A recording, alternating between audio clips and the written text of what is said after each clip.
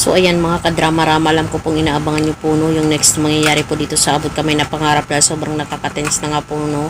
At saka nakaka-excite na nga din talaga yung pinapakita talaga ni Director every episode dito sa Abot Kamay na Pangarap.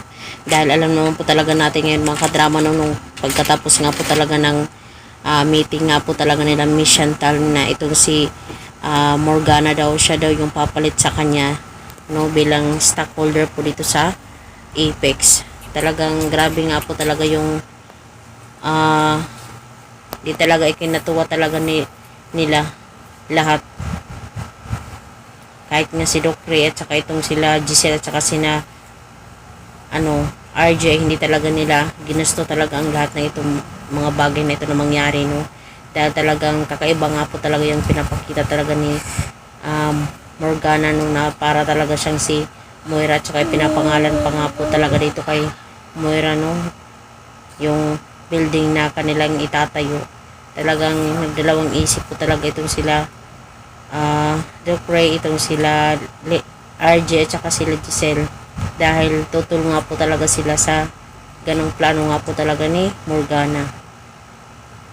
So ngayon mga kadrama ay talagang sila Giselle at saka sila RJ ay gagawa po talaga ng paraan talaga, magbabayad po talaga sila ng spy siguro, or magbabantay talaga dito kay Moira lahat ng kanyang galawan no, para malaman talaga nila yung totoong sekreto nito or totoong tinatago nito no, sa likod talaga nila.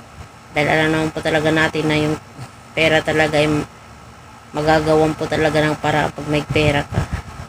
Dahil lalong-lalo na itong si Giselle, talagang hindi talaga siya comfortable nga po dito kay Morgana.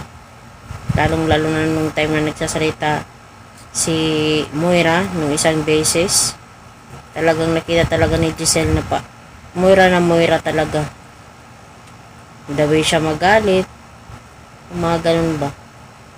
Kaya mga kadrama, antayan na lang po natin yung moves talaga nila Giselle no, about talaga dito, para malaman na talaga nila yung katotohanan talaga about sa pagkatao talaga ni Morgana.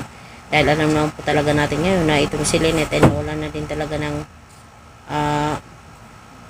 gana nung time na umalis talaga bigla itong si Noshi, diba? Yun bang parang wala lang paalam, biglaan na lang yung alisan.